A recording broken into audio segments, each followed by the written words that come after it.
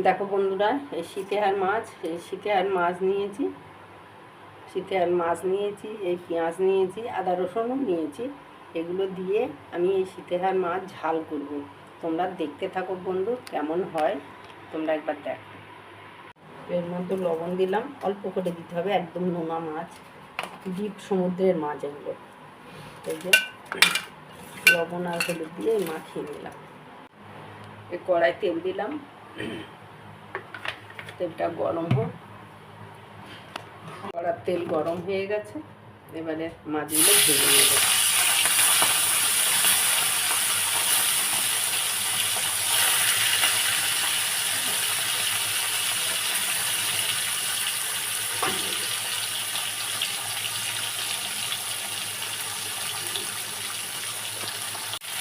মাছগুলো আর এক পিঠ আমি উল্টে দিয়েছি।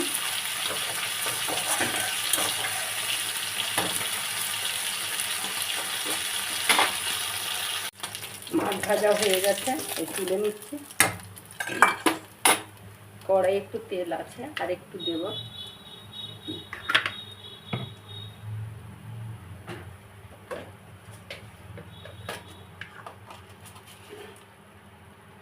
একটু জিরে দিলাম, পেঁয়াজটা দিলাম, দিয়ে এটা ভাজতে থাকলাম।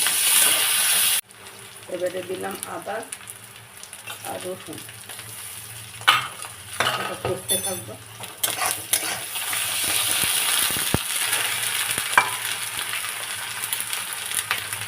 তারপর দিলাম হলুদ, তারপর দিলাম লবণ। এই কষতে কষতে দিলাম টমেটো, ধনে জিরে আর লঙ্কা এই ভিজিয়ে দিয়েছিলাম, সেটা দিয়ে দিলাম। জল খাওয়া মশলাটা এবারে করতে শুরু করে।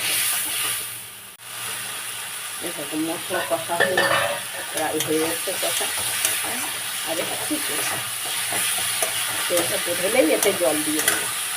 এরকম মশলা কষা হয়ে গেছে একদম। আমি এবারে এর মধ্যে গরম জল দেবো, ফুটানো জল।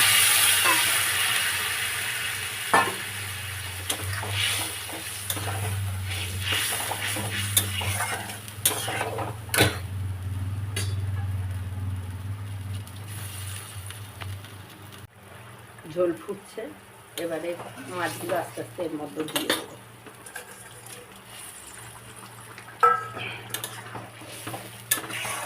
এই ঝালটা এইভাবে করে খেলে দারুণ লাগে খেতে। বন্ধুরা, তোমাদের যদি ভালো লাগে তাহলে একবার লাইক কমেন্ট শেয়ার করে দিও, আর নতুন বন্ধুরা যদি হয় তাহলে একবার সাবস্ক্রাইব করে দিও। দেখো বন্ধুরা, এই মাছের ঝাল রেডি হয়ে গেছে, কি সুন্দর হয়েছে। দেখো মাছের ঝাল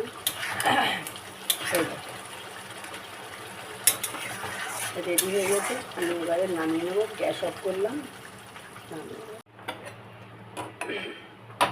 দেখো বন্ধুরা, এই দেখো মাছের ঝাল কি দারুণ হয়েছে। এরকম করে তোমরা একবার তৈরি করে, দারুণ খেতে হয়। পুরো ভিডিওটা দেখার জন্য বন্ধুদের ধন্যবাদ।